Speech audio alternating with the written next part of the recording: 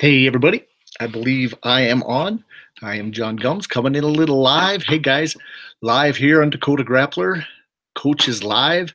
I just started the broadcast a little early here, a few minutes, testing out some of the ins and outs, basically seeing if you can see me for one, and then feel free to get on the chat.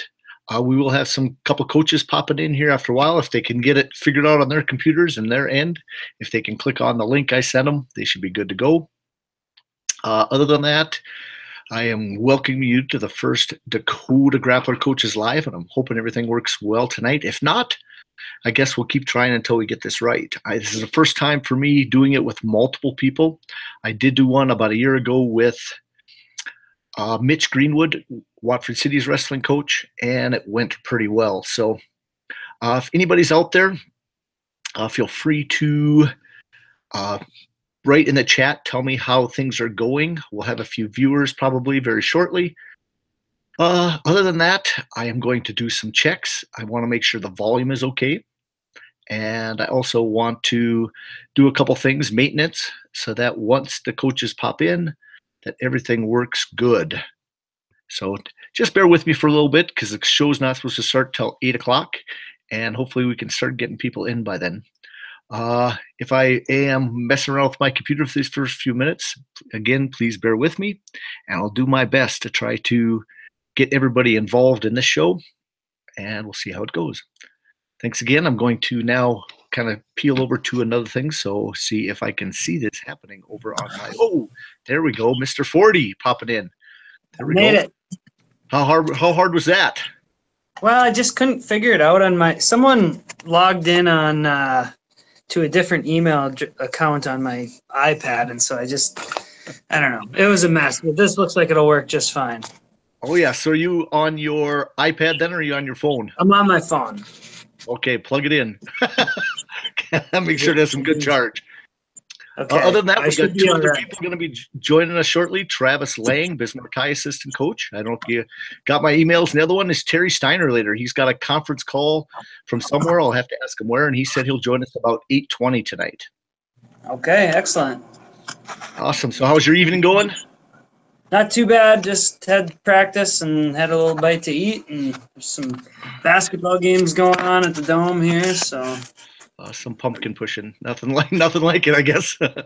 Okay, a couple questions for you before we even get going. And I know that this is live, so you got to watch your language. No, but just checking to see, have you ever had an opportunity, to do some of this before with any other type of press conference calls? No, just like the podcast thing is all. Okay. Well, that's pretty good. So it should bounce back and forth until I get this stuff going right. It's going to be kind of trial and error, and I want to make sure people can hear us. I know I can hear you good. How is it with me, your end? Perfect. Okay, awesome. Well, that's pretty good. Well, let me do a couple maintenance things. I don't have anything to start off, but I want to wait until we get a couple coaches here. I want to make sure Travis gets in before we get really going into the questions that I kind of laid out. It's not going to be anything serious. You guys can ask each other questions. It doesn't have to be just led by me. Awesome. So, yeah, you guys are all young and have all the spirit and everything like that. So I look forward to listening to you guys talk tonight. Good deal. Me too. Should be fun. Okay. Well, awesome. Okay, well, let me check on my end what it looks like on YouTube. So if it looks like I'm spaced out, it's because I'm checking out other places where I can see if this is going live well. Okay.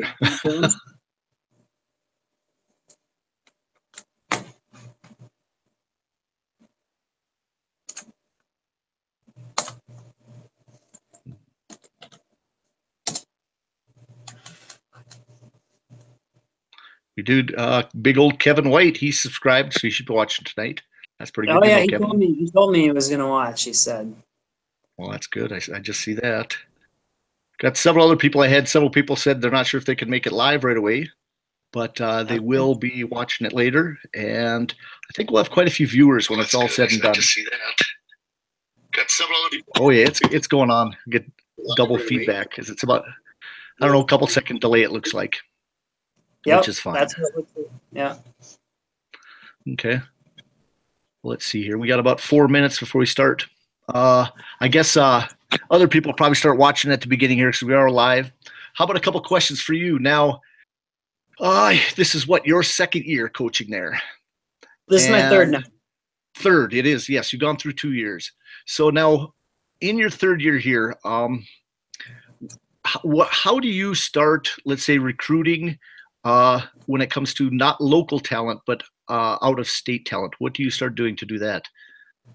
Okay, well, a couple things. We're, right now I guess the last couple of years has been just recruit anybody because we've been trying to get our numbers up, and now we finally have gotten there. We've got 40 guys on the roster, so we've filled our team up, and so now we're starting to look at some specific weight classes. We have several seniors, in the top half of our lineup, 165.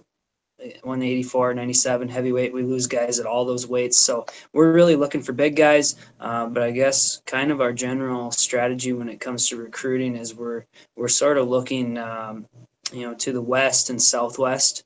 Okay.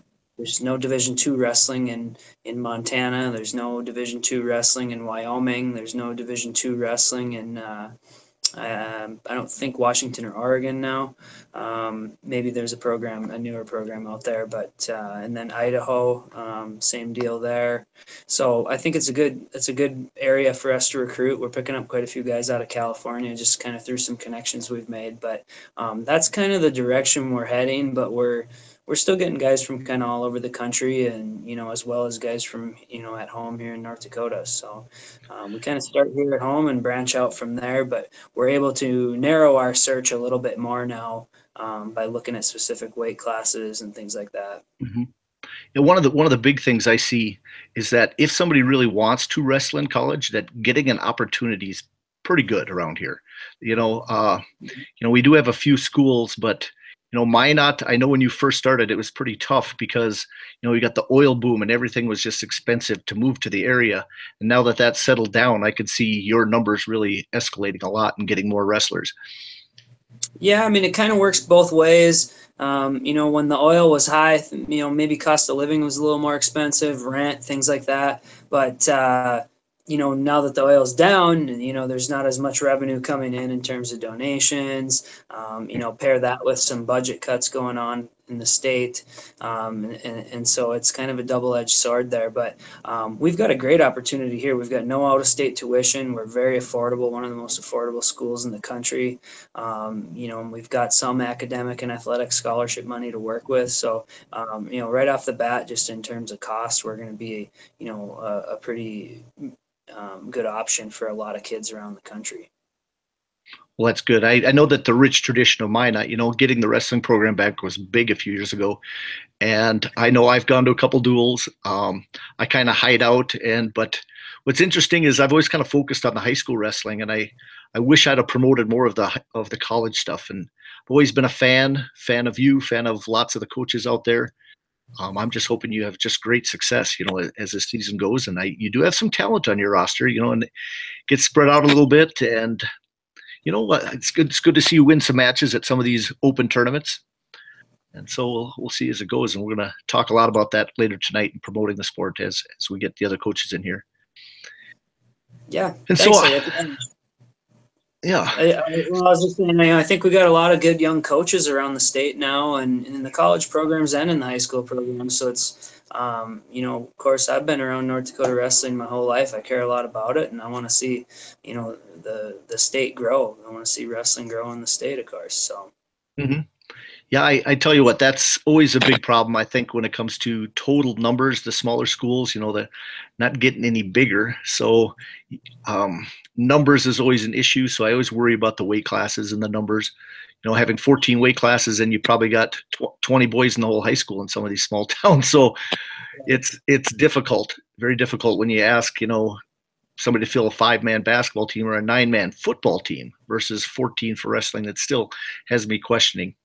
I know we want to give opportunities for everybody, and I like all that, but I definitely think our smaller schools should figure out a way to reduce the weight classes, at least spread them out or do something and give more opportunities. Let's say, I know how Montana and Wyoming, they allow multiple kids from the same school wrestle in same weight classes, so they don't have to worry about the weight cutting so much. And we'll have to figure out some of those options. We know that 6-man football is starting in North Dakota too, which is, they're just trying to give kids opportunities. And that I'm happy that Minot's doing that for wrestlers also. Yeah, I would agree. I mean, it's pretty tough for some schools, the real small ones, to, just fill the team. And so I think obviously you've seen, a lot of co-oping going on and things like that. And I think something probably does need to change with that. I don't necessarily know what the answer is there, but I think something we got to be proactive in what we're doing. And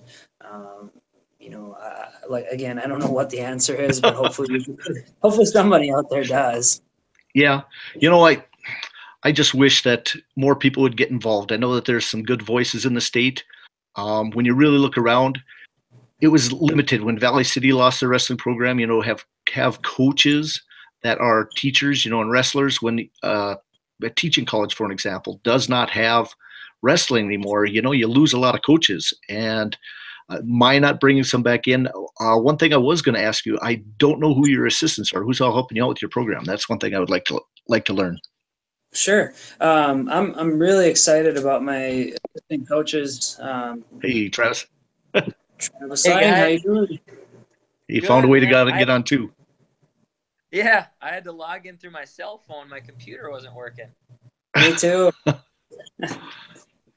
Well, we'll figure it out as it goes, and we'll make it better in the future, guys. I'm glad you guys could get on. I was just asking him about his assistant coaches. Later on, hopefully Terry Steiner can get on too. I had sent him an invite, and he said about 8:20 he gets done with the conference call and he's going to come over. So we'll visit with him too. And he's kind of a star in his own means. Not too many people D1 champs and travel the world with the women's team. So that's pretty cool. Yeah, I'll be very, very happy to see him. He's probably the most humble person I've ever wrestled with. He's a pretty cool guy.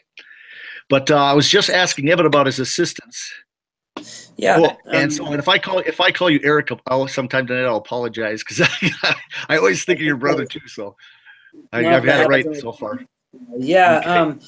I've got 3 assistants right now. My head assistant is Jake Kettler, and he's been here basically, about a month after I started. He was one of the first calls I made, and he started his college career. He's from Anoka, Minnesota. He started out at the University of Minnesota. He's a heavyweight, and he actually did an Olympic redshirt year and trained out in Colorado Springs and competed, overseas and things like that, and competed in Greco. And then when Coach Joe Russell moved out to George Mason and took that program over, Jake transferred out there with him, and he finished his career out at George Mason. It was a 2-time Division I national qualifier, and so he does a great job. Obviously, I'm a little guy, so it's great to have a big guy in the room to work with our heavyweights and things like that. So he does an awesome job. He's in his 3rd year with me. John Wilson's also in his 3rd year here with me, and John's actually from Colorado Springs. And the interesting thing about John was he started here the very first year Minot State brought wrestling back. So he wrestled in the NAIA, was an NAIA national qualifier, and then wrestled as a club team when we had to go through the transition, and then wrestled all the way through his career here, and now he's in his 3rd year coaching with us. So it's been great to keep those guys around. And then I've got a student assistant, Shane Shepard, and he's finishing up his last year of his undergrad. He's out of eligibility. He's out of Oregon. We got him out of Clackamas Community College. And so he's going to be looking to do his grad school here over the next couple of years. So we expect to have him around here the next few years as a grad assistant. And then lately we've had Kevin White. I think he's watching. I'll give him a little shout out here. Whitey's been in the room helping us out here now this year as well. So I've got lots of help and a lot of young guys on our staff that are on the mat wrestling every day, and so I think it's a pretty good situation we got. Okay, well, pretty cool. Well, Travis, welcome in. I want to talk to you a little bit, and then we'll fire away on some of the question stuff. Now, Travis, you said you started as a young kid, and you've got quite the bloodline when it comes to wrestling. You think of the Napoleon heritage, and then into Bismarck and everybody . Quick question for you. You know, you're still involved and not in the school system. How hard is it to stay in touch with all the kids? That's kind of the first kind of question I'd like to ask you. Yeah, absolutely. Or introduce yourself first. Introduce yourself. I guess I didn't have you guys do that. Introduce yourself, Travis, here. Yeah, so Travis Lange, and I'm an assistant wrestling coach at Bismarck High School. Okay. Tell us about staying involved in wrestling and what it means to you and stuff with Bismarck High. Yeah, I mean, it means a lot to me just because it's, I like to still joke and tell people I bleed maroon, so it's going into the room every day. It still kind of brings me goosebumps, and I love giving back to the program that gave a lot to me. And a lot of my success that I have off the mat, I still give a lot of credit to that towards the Bismarck High program, and even the all the way back to Matt Pack, that started me off as a little wrestler, and I still give back to that program as well. And it's humbling, and it's just a passion of mine, and it's a good break in my day. I get to go in there and help with all the kids, and it kind of breaks up my day, but it's cool because when I go into the wrestling room, it's like a whole different zone just clicks, and I don't have to think anymore. I can kind of just, be my true self, and I love it. So. Well, that makes perfect sense, because I tell you what, you said it right. You get in that zone, and those that have that wrestling blood, you walk in that room, and you're right. I like that exact analogy. You don't have to think; it just comes to you, everything, and it's natural. The coaching, the moves, the seeing what people are doing right and wrong.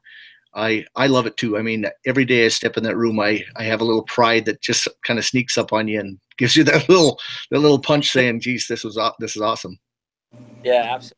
I wouldn't want to be anywhere else, and a lot of people, still ask, like, how do you have time for that? Because, I do mortgage, and you mentioned how, how do I find time to fit that in and stuff like that. But I found a career where I'm kind of blessed, where, I create my own hours, I create my own schedule. My job title and my career lets me, really truly set my own hours, because I am a straight commission, I guess you could say, employee, but I'm essentially self-employed. So it's kind of like, I like to say, I eat what I kill. So, I basically, if I want to leave every day at 11 a.m., I wouldn't close very many home loans, but it's nice, because a lot of people don't think that my job is what it is, and they think I need to be there 9 to 5, and I need to sit at my desk all day, and I don't. I'd say half the day I'm at my desk. So going into the wrestling room every day at 3:30 to help coach wrestling practice is perfect. Oh, great. Well, talking about schedules now, Mr. Forde, tell me about your schedule as your normal day runs. Because do you have to teach any classes? Do you have anything in particular you're doing besides just coaching? No, I get to just be a coach. So, I feel like I've got the best job in the world. So I get to, it doesn't feel like I even have a job. I get to show up every day and do what I love doing. And so it's a lot of fun. I don't teach or anything else on the side. Neither does my assistant. So we're here all day for our guys, and try to spend as much time with them as possible, getting workouts in, watching film, all those good things. Of course, there is some paperwork and things you deal with, but for the most part, I get to just be a wrestling coach. So it's great. That's awesome. That is, yeah, I completely agree. That is awesome. I took the path of teaching to be stable, but I tell you what, I would enjoy both of your guys' jobs. No, yeah, definitely. Couple things now with the Bismarck High. You're a week away from having a duel. Not even a week. Next Tuesday against Mandan, your opening duels. Have you guys had your wrestle-offs, or is that typically the weekend before? That's it's always the weekend before, and so it's this Saturday. We've done that for, back when I was there, back when I was in high school in the early 2000s. So it's always the Saturday before that first duel. So we'll be having wrestle-offs this Saturday at 8 a.m. actually.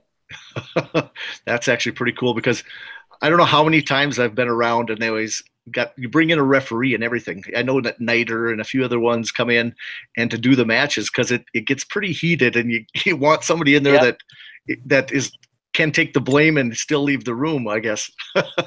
Right. I mean, it depends who the wrestle off is. And one thing we always have done is every single kid has to wrestle off. Even if there's one guy at the spot, we'll still make him wrestle off somebody else, just because we kind of have a pride in our wrestle offs, and it's always kind of a fun atmosphere, and we've always done it that way, and I don't think we'll ever change it. It's kind of fun. It's good for the kids too.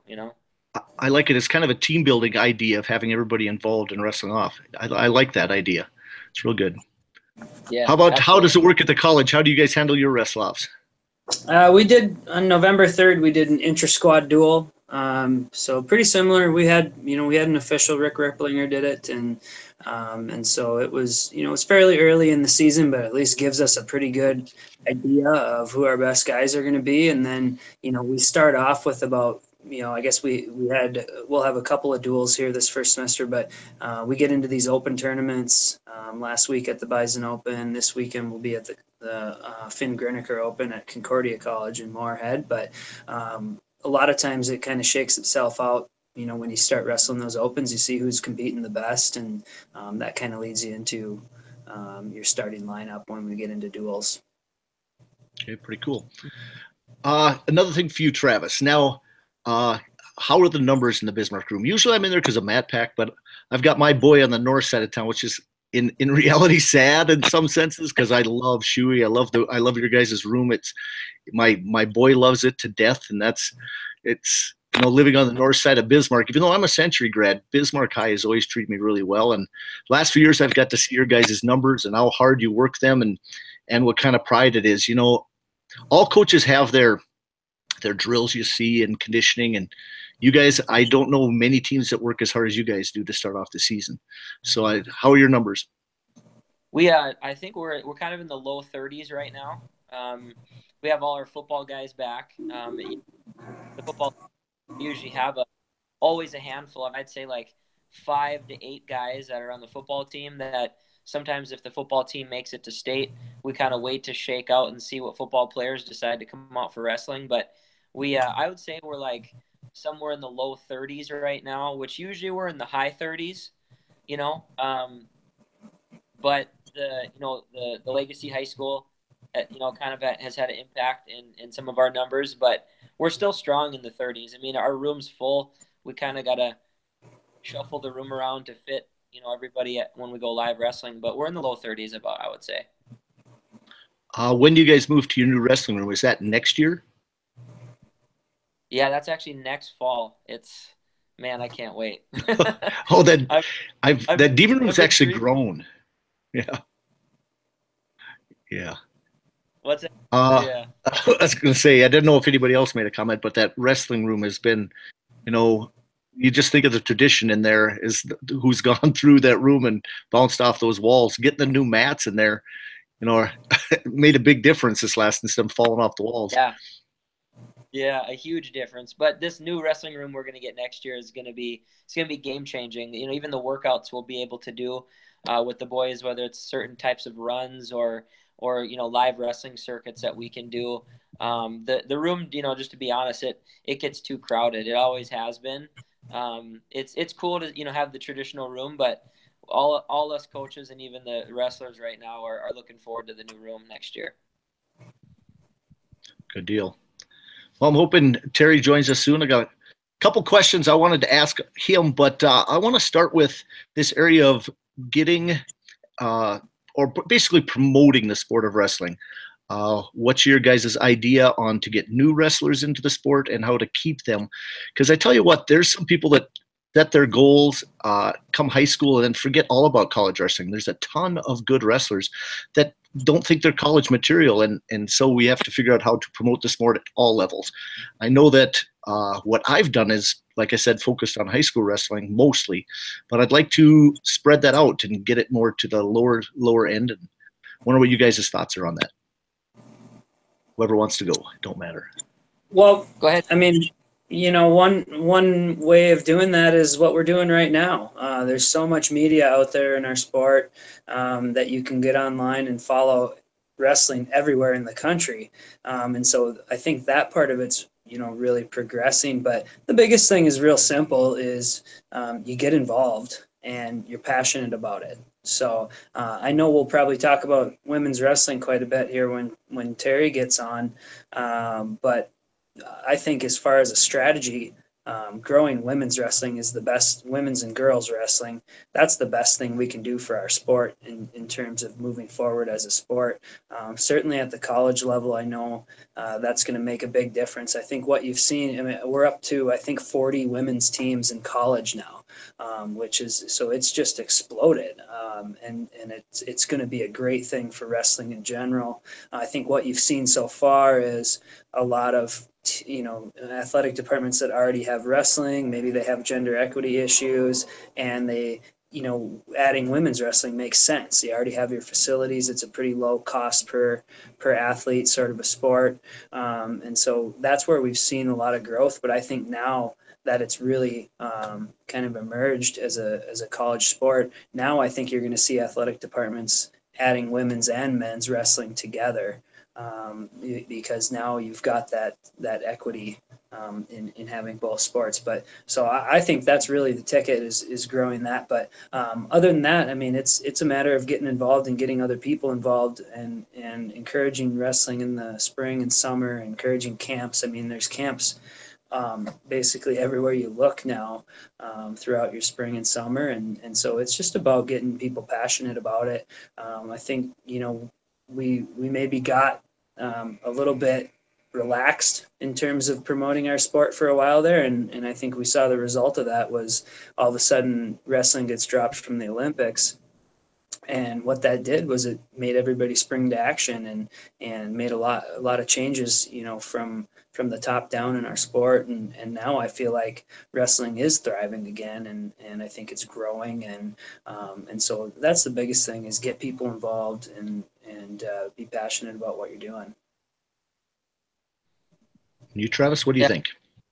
No, absolutely. I agree with Mr. Forde on that, but I have a little bit different spin on it, and I think that us as coaches and us as ambassadors of the sport, I think we got to realize that times have changed, and the generations and the way that the kids are nowadays is different. Our world's different. Kids are different. I mean, we all know it, how it used to be back when we were in the sport as kids and in high school. The kids are different, and honestly, I think that we got to work harder with promoting it, because things are just too easy to be lazy nowadays, and things are too easy to go to whatever's fun. And I think we need to kind of come together and make wrestling a little more fun, to be honest. I think even at the high school level and even at the middle school and at the grade school levels, I think things like, the home duels and stuff like that, I think we need to explode those things. I think we need to be creative as coaches and as alumni and fans, and we need to create an atmosphere, because honestly, if you go to a high school football game, it's packed. And every kid wants to go to a football or wants to be a football player as they grow up, because it looks fun. You got the NFL, you got the glitz and the glamour. And I'm not saying we need to commercialize wrestling, but what I am kind of saying is that kids nowadays, are wired different. They really are. And in attracting, just like today, I looked in the weight room before wrestling practice, and there was about, I would say, 20 or 30 big kids that should be in the wrestling room, and they're just lifting weights. They're not in any sports, but they just want to lift weights. And it's like, how do we get them into the wrestling room and be a part of the sport? Because look at their physiques and look at their bodies, and they probably would be good wrestlers. You know what I mean? But I think when they look at wrestling, a lot of times they don't know what it is. They don't know if it's fun, and there's nothing really like catching to them. So they would rather go hang out with their friends and go home and play video games, So I think that I've been saying this for years. I've been trying to get our home duels more spiced up, and even our tournaments, whether it's the Mandan Lions or the Rotary Wrestling tournament. I mean, I remember in the Rotary Wrestling tournament, turned the lights off and had smoke machines and loud music, and there was a spotlight down on the finals mat. You know what I mean? I know you don't remember the Gums. Oh, yeah. Well, I You remember know? a lot of that. One of the biggest things that I agree with Yeah. a lot of things that you're saying when it comes to getting everybody involved, and also at a younger level, seeing that it can be exciting and gets your juices flowing when you see things going. I've always disagreed when they have like 5 matches going on at once, or 4. It would be the 7th and 8th, the 5th and 6th, the 3rd and 4th, and not highlighting the finals. They Right. do this a lot of times to just get the coaches out of there. I know when we go down to Rapid City, you got 4 matches, and really the people that should be highlighted a little bit is those guys in the finals somehow, and it's always a weather issue instead. And they don't think about that in basketball. They'll have a Saturday night basketball game, and people got to travel places. Another thing that schools have done, which have really kind of hurt the sport, is they've eliminated Friday night duels by having all basketball controlling Friday nights. That is very, very unfair to the sport itself, just because they got girls and boys basketball that has to take over Friday nights. And Friday night duels brings in a lot of people because they have Saturdays off. And then you can travel to a tournament or do whatever.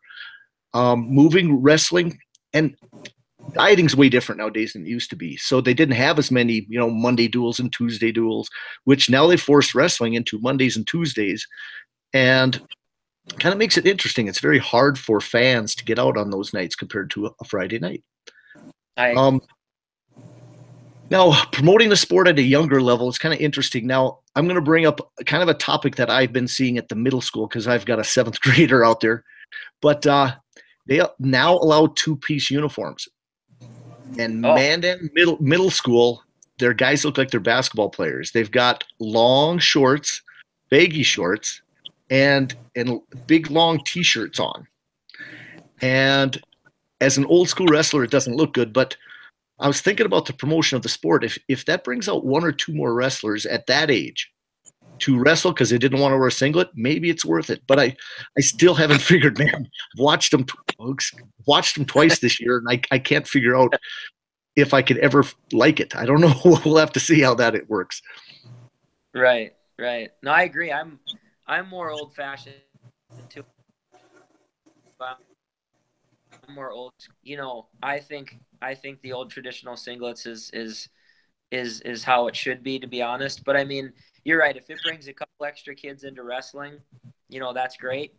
But I guess as long as it doesn't affect the actual match itself, like if their hand gets caught in the T-shirt or how the shorts get in the way, like that's my only thing is like singlets eliminate that. Nothing can really get in the way. You know what I mean?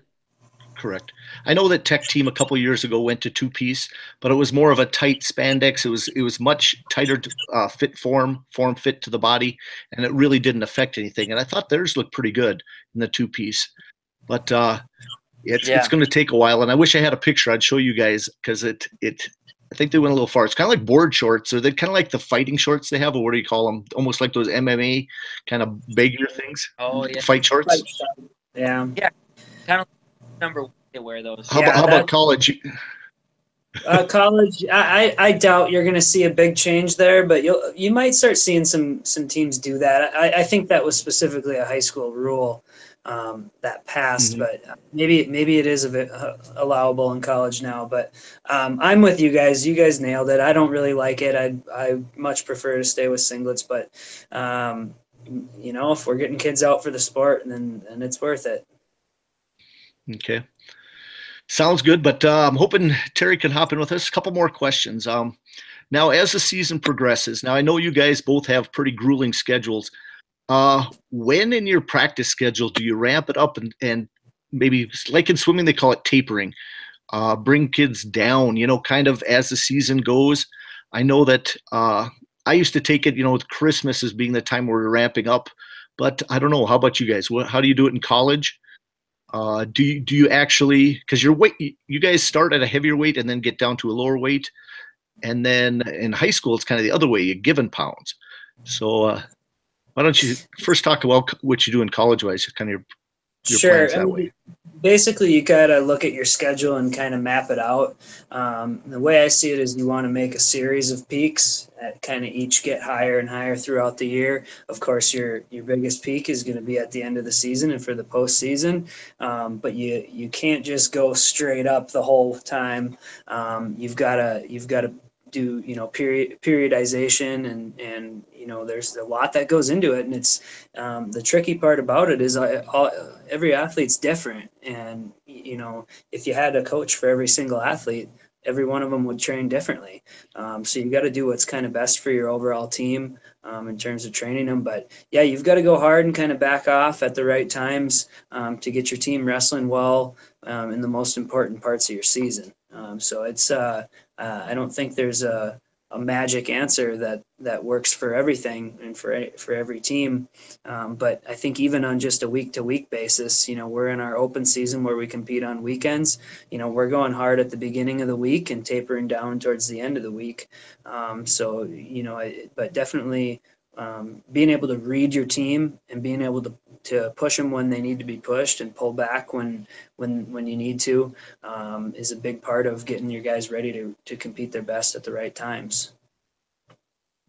Awesome. How about you, Travis? Now, I've seen you wrestle with the little guys forever. You still handling it in the room so far this year? Oh yeah. I try to go. I'll grab the 6-pounder, the 195-pounder. I grab everybody. I love it. That's one of my attributes. I think as a coach is my goal is to still kind of be how Milo Trusty was until he left Bismarck. Is I want to be able to wrestle and until the day I die. I mean, I don't ever want to stop getting on the mat. So I'm still in there day in and day out. And we kind of have a similar mentality of Evan. I mean, we don't have an exact structure. We kind of, wager it on how our team is feeling. And we can kind of tell as coaches when we need to lay off a little bit or when we really need to kind of put the heat on, but overall, we always taper off those last, couple weeks, try to get practice done within an hour. So we really go light at the end, and then it really helps peak our guys at the end. And we, I still believe it that there's no high school in the state of North Dakota that conditions as hard as we do. And that's how it always has been. And it's something that I'm carrying the tradition on as a coach now. And, but we definitely lay off at the end because, they are still, younger kids, and they need to heal their bodies up and get fresh at the end. So now I've always kind of known Bismarck High for certain moves. Now, here's what's interesting. Would you say that's the number one thing is conditioning, or is there it's kind of interesting because I watch Huey, he finds things every year, like a national tournament, and then changes his moves up. So one year you'll see him doing his low single, and then the next year he'll be doing this sweep, and then he'll be tying up different, and he'll do the Bismarck High is a wide variety because that's Huey.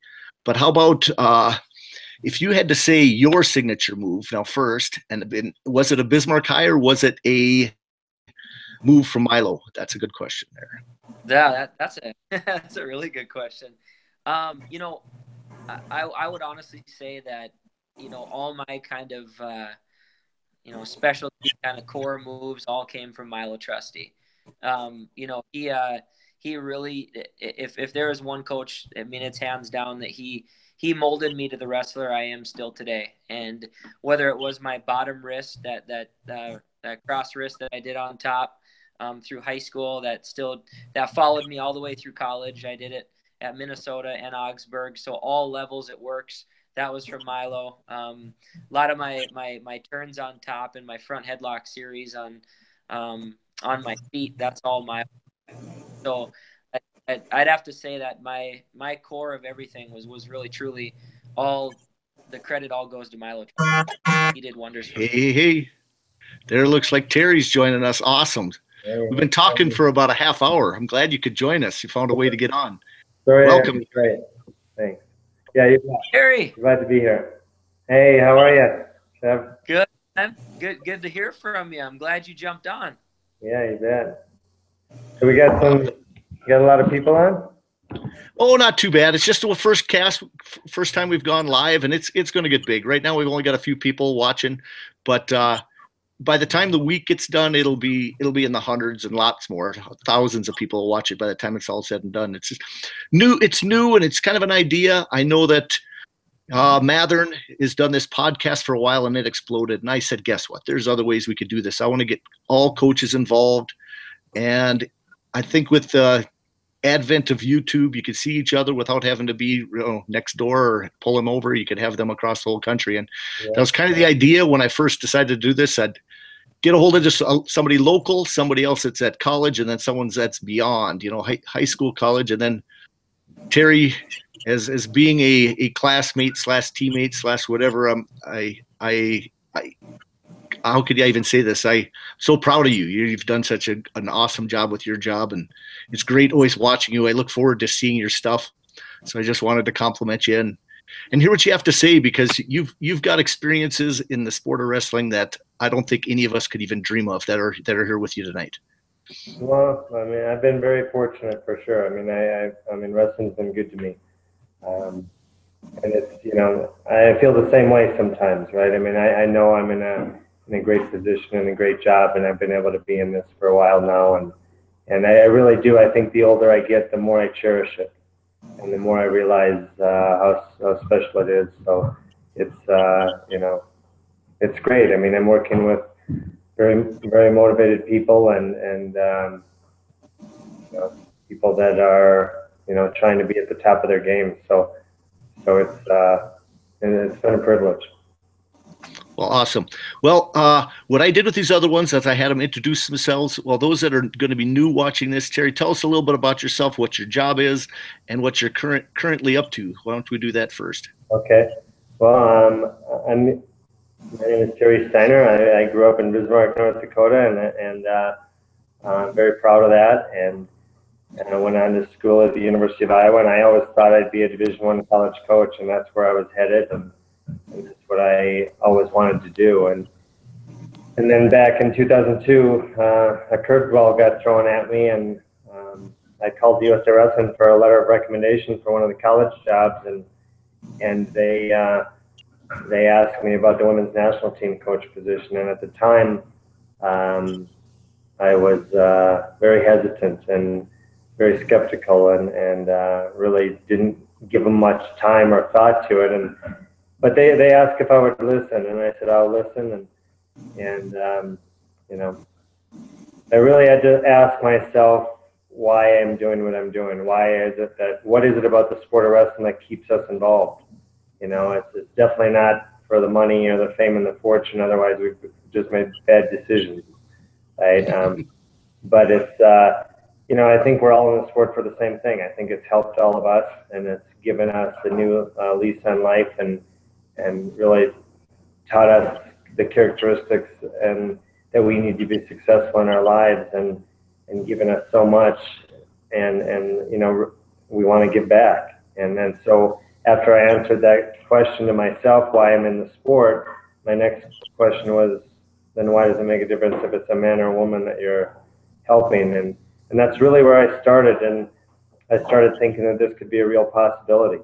And then I was going through this, and I told them I'm not going to do it unless I can come around 100%. And because I know the girls need someone 100% behind them, because I did know that they weren't asking just for a coach, they were asking for an advocate, someone that was going to stand up and fight the battles and fight the fights that were out there, so they wouldn't have to. And so that's really how I got going. And I gave them 2 years. I said, I'll give you through 2004, and then I'll probably go back to college wrestling. And here I am 15 years later. I'm starting my 16th year. And, it's been a great thing. I mean, and now it's become a lot more than just wrestling.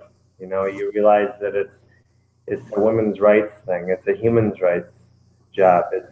You're opening up opportunities and trying to open up opportunities at the state level, at the college level, and at the international level. So you're part of a lot bigger movement than yourself, and I think that's really what now, as much as it is just a coaching job, I think what really moves me is, how am I making a difference in my corner of the world? And this is where I found my place to do that. And so I've been very fortunate. And so, we got a lot of things. It's an exciting time to be a part of women's wrestling. I mean, we currently have 6 states that are sanctioned at the high school level, but we're on the verge of, I'd say, 8 to 10 more within the next couple of years. And we've been the fastest growing sport at the high school level, according to the National Federation of High Schools, for the last 3 years. And we're not growing by numbers of 2 and 3%. We're growing by 20% a year. And so our numbers are popping, and we're about, we've submitted a proposal for the NCAA to start to get wrestling recognized at the NCAA level and start Division I programs. And I think we're about 2 years away. I mean, we got schools right now that don't even have men's programs, and they're talking about starting women's programs. We have USC looking at it. We have Colorado State that is looking at it. We have Arizona State, Iowa. How about Fresno? What's funny about that is Troy never solicited anything, but the president came up to Troy. The president of the university came up to Troy and asked him what he knows about women's wrestling, and Troy just started talking, and the guy goes, "Wow, you're pretty informed about this." And then he said, "Well, my brother's a national team coach," but the guy in his circles, they're talking about it. So I think we're between 2 and 5 years away from a huge shift in what our demographics look like for women's wrestling, and I think there's going to be opportunities all over the place for both athletes and coaches within women's wrestling. So it's a really exciting time, and because the more, for my position, it can never come fast enough, but the more numbers we get, the better off we're going to be. And there will be a time when USA Wrestling, and I may not be around, but USA Wrestling will dominate the sport of women's wrestling. And we're on that path right now. And so it's an exciting time to be a part of it. We have a good national team right now. We have a very successful senior team. We were third in the world the last quad since 2012. And now this year at the World Championships, we ended up in a tie for second place. So we feel we're moving in the right direction, and our numbers are growing, and our opportunities are growing, and so it's all good from my standpoint. Well, Terry, that sounds awesome. You guys have any questions for him right away before I fire a few at him? Evan, Trev?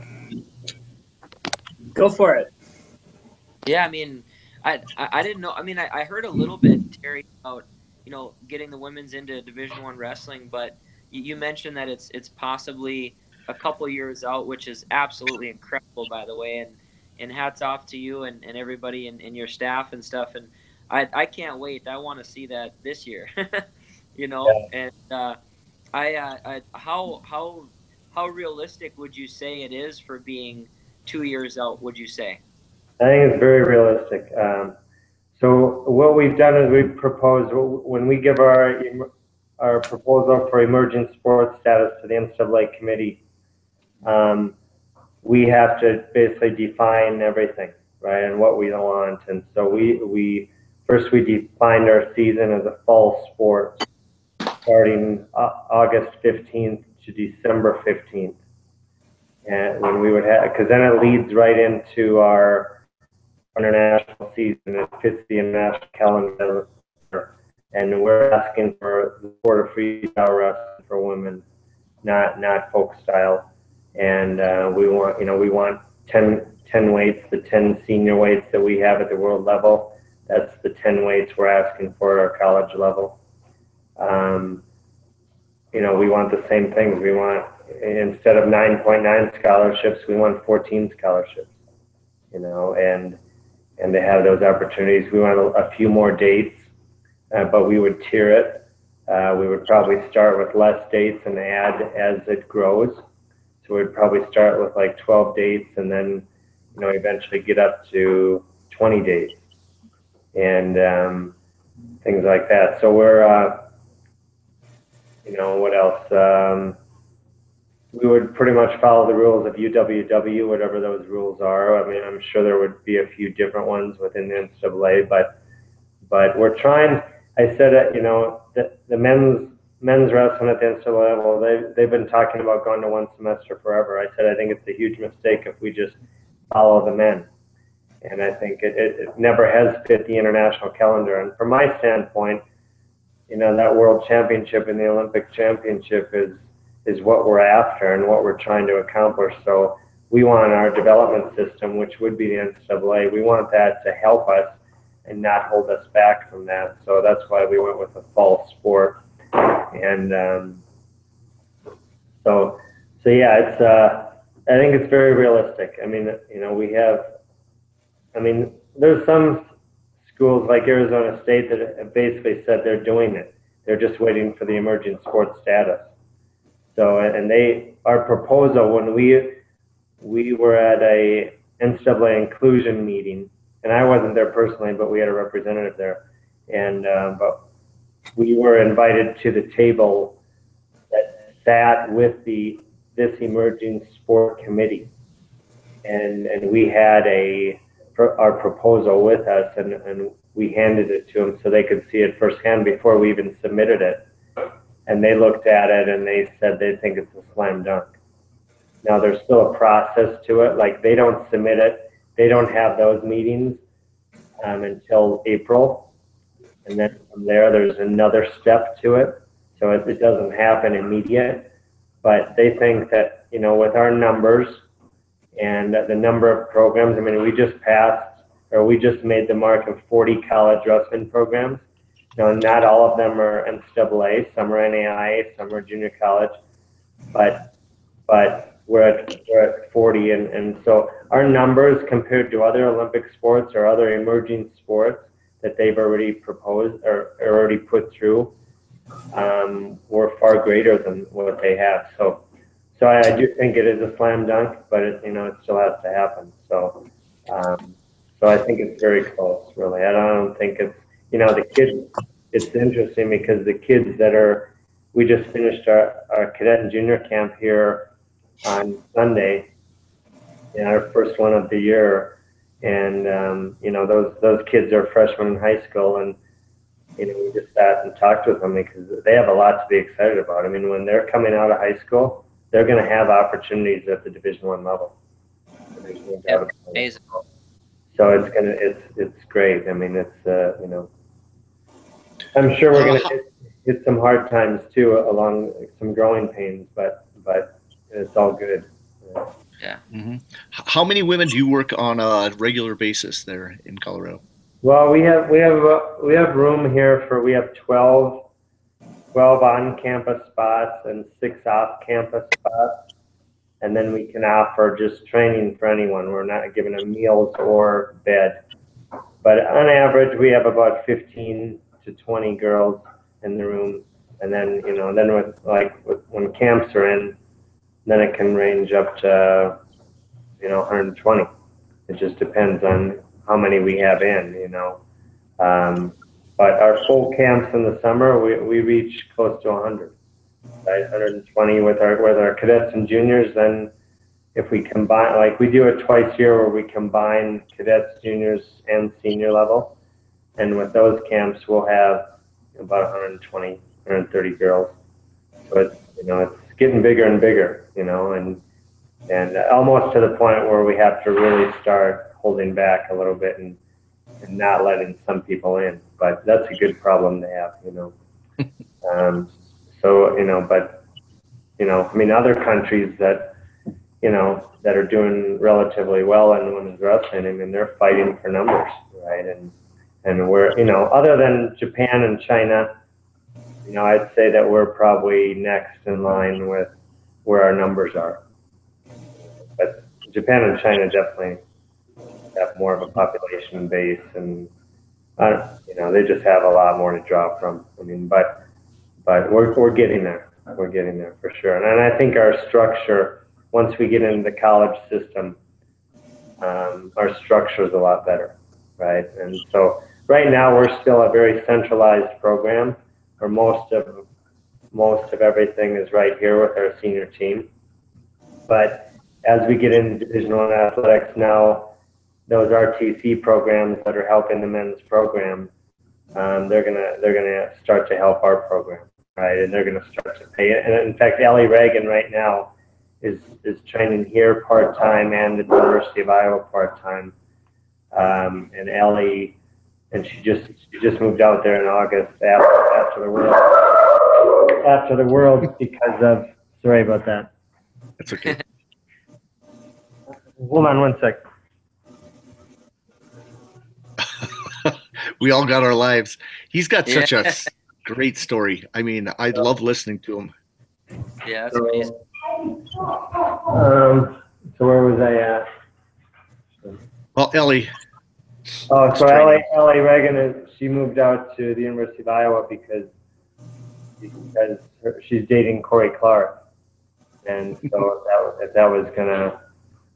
that relationship was gonna get anywhere, you know, she said, I want to go try it and see if it's right for me. So it's not completely right yet because of just the work partner situation, but she's gone back and forth some, and they're paying her out of the Hawkeye Wrestling Club, right? And they're paying her a monthly stipend, and that's really the first of its kind where an RTC is paying a female athlete like that, and it's pretty significant. It's like, I don't know exactly, but it's between $1,500 and $2,000 a month where she's getting paid just for training.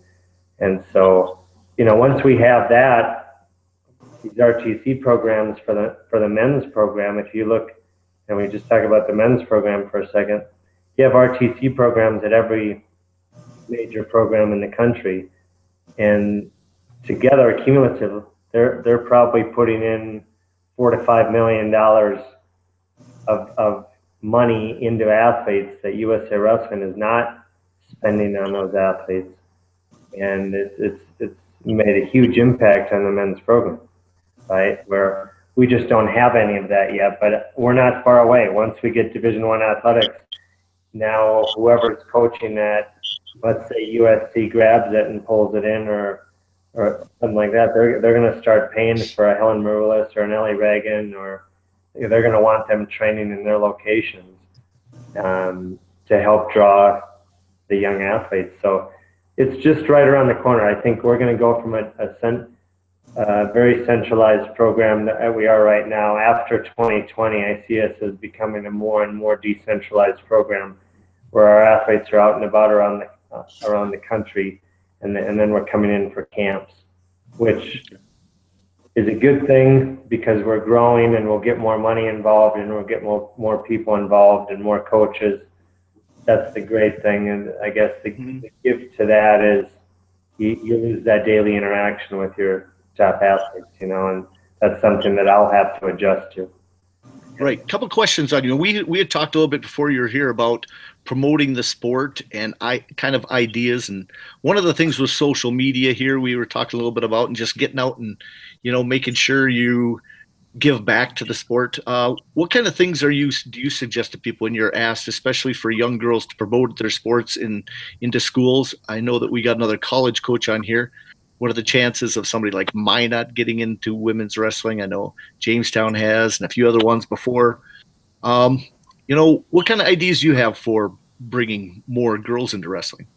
Well, I think, you know, like Minot State or Jamestown College, I mean, those places, it's a real easy sell, right? Because it's a dollars and cents thing. You can go to Jamestown College or Minot State University and say, hey, listen, at Minot, they could say right now, we're going to bring 30 girls on campus paying tuition and fees that wouldn't otherwise be here.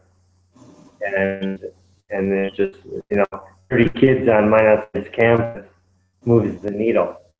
You go to and say to the University of Iowa, it doesn't move the needle, right? But so it's a different thing. But I think with Division I athletics, it's going to become an arms race. You know, I mean, you saw this year our two volunteer coaches for the World Championships were Kerry Colott and John Smith. That wasn't by accident.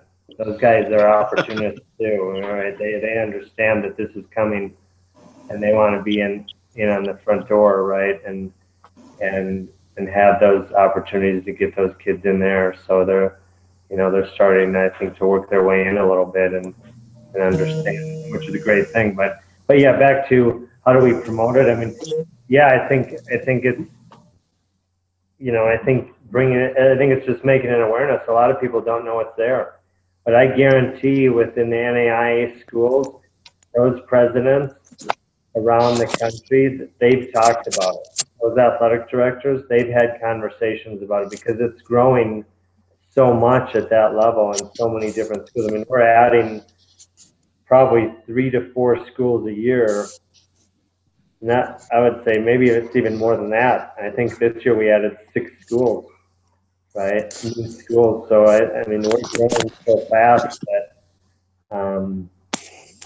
it's going to continue to grow. So I guarantee that presidents and athletic directors have probably already heard those conversations. I think now it's just like someone like you, Evan, just really bringing it to their attention even more and saying, hey, why aren't we doing this? I mean, and then let USA Wrestling and Wrestle Like a Girl is another outside organization, but Sally Roberts, who's one of our former athletes and former 2-time bronze medalist for us, she founded and started Wrestle Like a Girl Foundation, and really their whole goal is to grow the sport of wrestling, and that's what they're trying to do, and bring the awareness and the growth and everything like that. So they, we have 2 like work committees right now.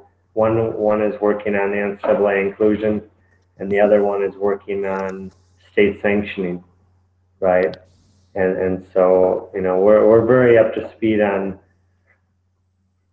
how do we push this along, and how do we do it the right way. We've made some mistakes, but I think we're learning. We're starting to figure it out a little bit better, and just because more people and more ideas are coming together. Right? Awesome.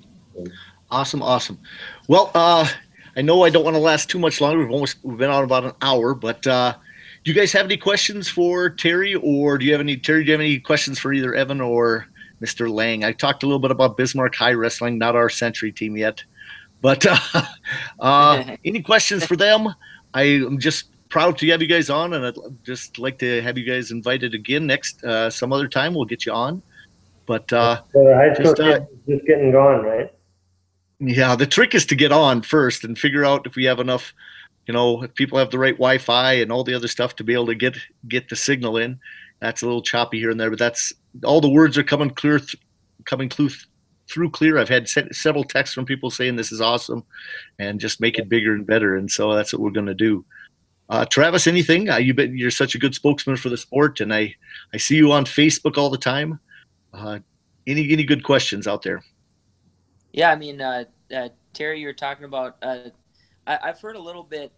Do you ever see the NCAA Division I men's, wrestling ever switch to freestyle, or do you think it'll always stay folk style? I don't know. I have my reservations. I don't know if it'll be in my lifetime. I think it's so rooted in. It would have to happen from the top down. The coaches like Keel Sanderson and John Smith and Tom Brands and Troy Steiner and those kind of people, they're the ones that would have to push that down.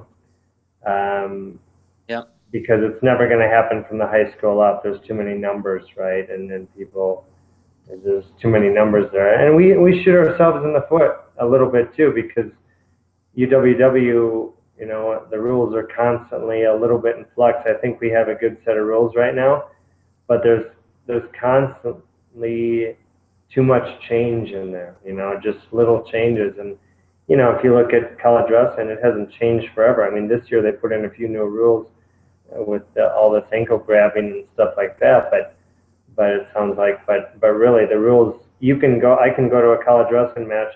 Last year I was at the NCAA's for the first time in 10 years. And wow.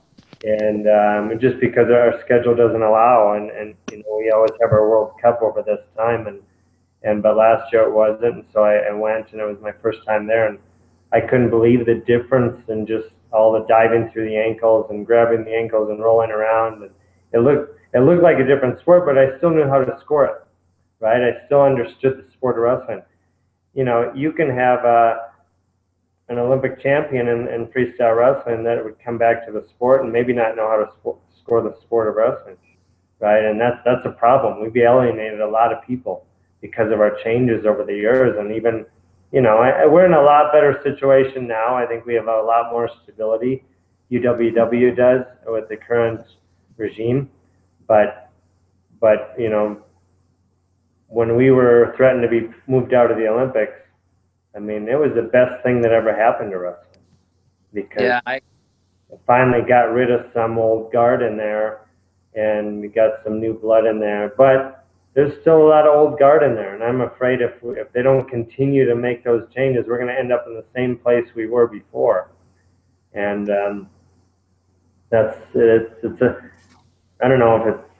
know if I'm scared about it, but I am concerned that they still got to move some people out. I mean, there's some people that, you know, and I think it's with everyone, right? I mean, I think we're all involved in the sport, you know, hopefully for the right reasons, to help the sport grow in the right direction, help young people do that and benefit from the sport. But it comes with a lot of people after a while, especially if they're in those high positions, the sport starts benefiting them more than they're benefiting the sport. And once that happens, then I think it's time to be out.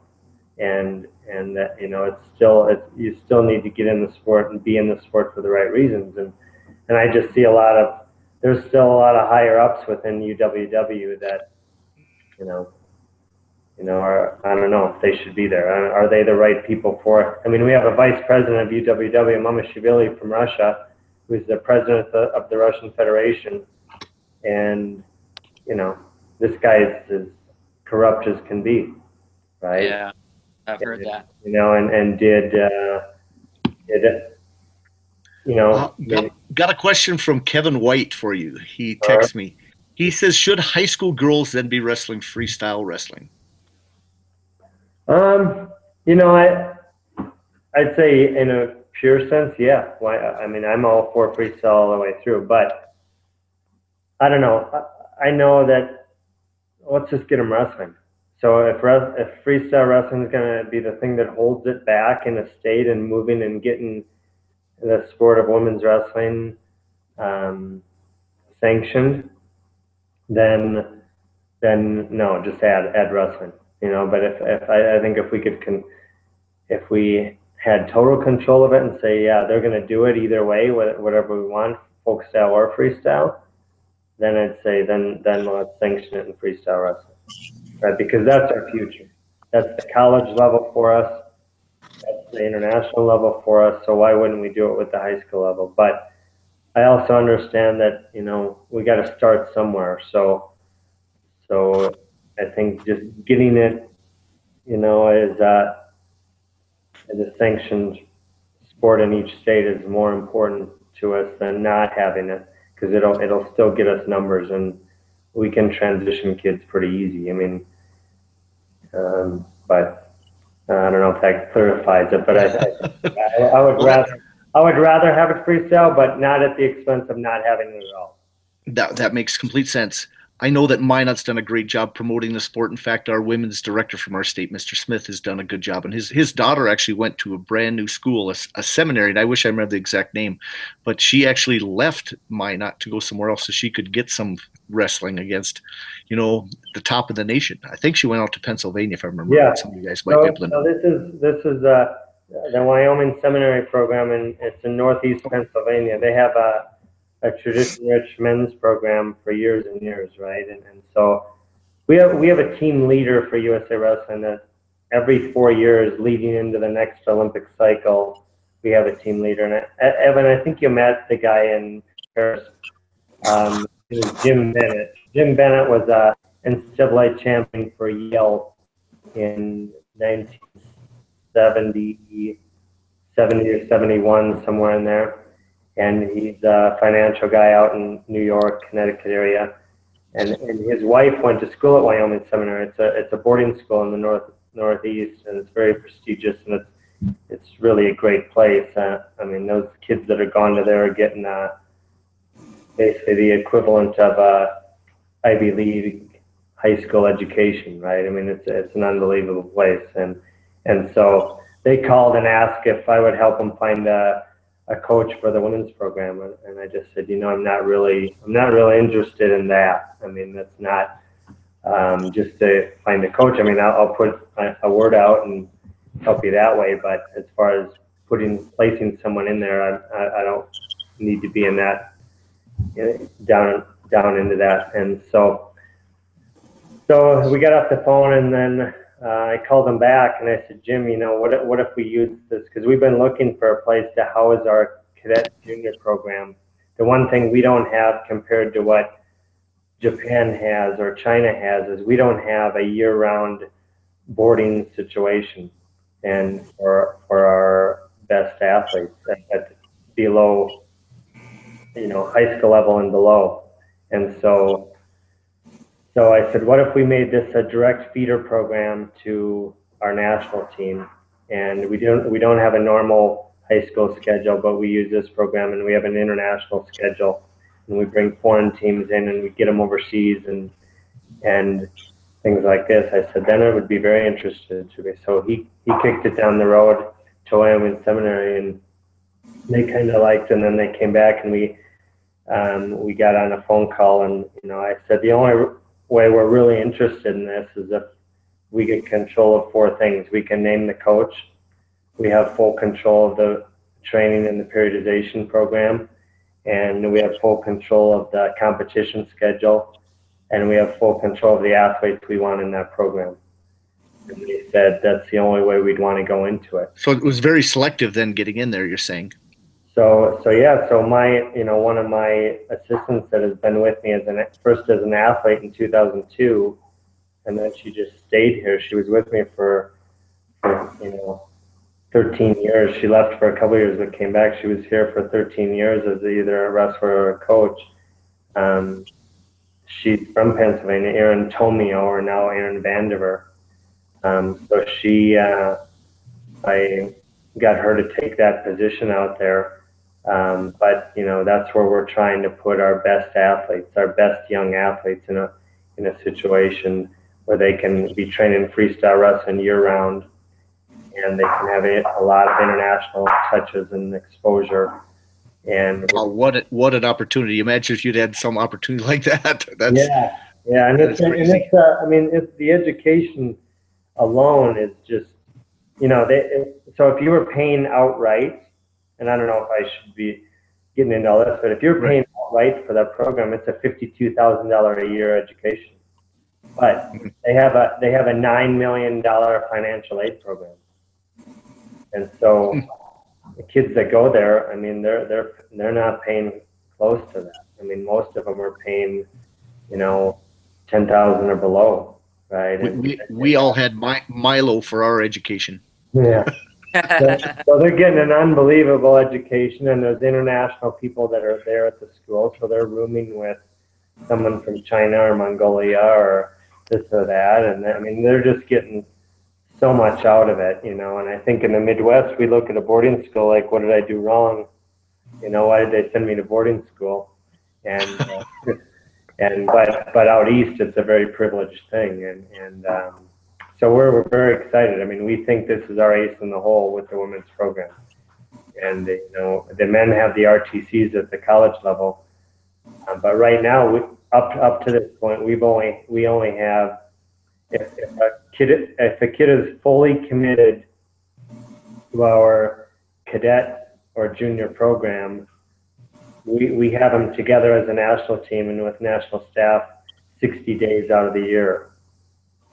And now we're going to be in a situation where we can put them together and with national staff, 320 days out of the year. And so we're really excited about it. I mean, we think it could be the thing that helps us catch Japan, right? Mm-hmm. So for the first year, I mean, we have 15 girls out there right now, and it's gonna. I think this year it'll start feeding itself because we got some big names out there for the first year. So it's a great thing. Yeah. So Sophie's in good hands out there for sure. Good deal. Well, guys, not to cut everybody short, I know this has been a great conversation and stuff, but I want to thank everybody. This is just going to get bigger and better. Terry, you're one of a kind. Love you to death. You know that. Travis, enjoy being with you anytime we can talk wrestling. And I'm just getting to know you, Mr. Forde, a little bit. I haven't got to talk to you much, but I'm proud to get to know you guys. And anytime there's chance with wrestling, I want to promote it. Always have. I like what Travis said. It just feels like it's perfect. You don't have to think. Things just come when you're on the sport, and that's how it is for me. And I got a feeling it's that same way for you guys. So, any last words, guys? Travis, let's start off with you. Man, I just want to thank you personally for getting us all on this call, and I'm here to help with the sport. And anytime you just reach out to me. And Evan and Terry, you guys are awesome, and stay in touch. And great to be on the call. Yeah, Terry. It's been an honor. No, the only thing I have is go Carson Wentz. Oh, go Carson Wentz. That's pretty good. That's pretty good. Is he on your fantasy football team? I don't do fantasy football, but if I did, he would be. I'm an Eagles fan. Well, old Gary Schumacher, he's got him on his, so I'm on the league with him. I don't know why I brought Gary up in one of these casts. He'll probably watch it and wonder what's going on. Okay, how about Mr. Forde? What do you got to say? Well, John, I think this is awesome. I think you got a good thing going on with this. Thanks for having me. And I will say, I think you kind of nailed it on the head, actually, when you alluded to Minot State getting women's wrestling. I'm not saying it's going to happen, but I'm saying, we're trying to get it going. We're trying to make things happen. And I know Coach Steiner and I have had a couple conversations about that. But it's fun to watch your teams, Terry. I had the awesome opportunity to go see the World Championships in Paris and see our world teams compete, and that was just an absolute blast. So, and Travis, look forward to continuing to work with you over the summers with Team North Dakota. So, thanks for having me. You guys ever need anything, holler. It's going to be interesting because I'm going to get next Wednesday. I'm going to get a few North Dakota coaches, and I'm going to add a couple South Dakota. I just kind of wanted to try this out for the first time and see if we can get it going. I'm glad you guys could get on because I really didn't know what I was doing to start this thing off, and you guys did a good job piecing it together, putting your phones on, and all other stuff. Okay, so you guys have a great night, and I will contact you soon through email. I do have a Dakota Live Grappler T-shirt for you. They're all pretty cool. So I haven't showed that to too many people, but you guys will get one of those in the mail coming up here. So, guys, thank you so much, and God bless wrestling. That's what I want to say. Thank God, guys. We're in the sport we love and get to do it. You bet. That should take care, guys. All right. Take care, bye. Guys. Talk to you soon.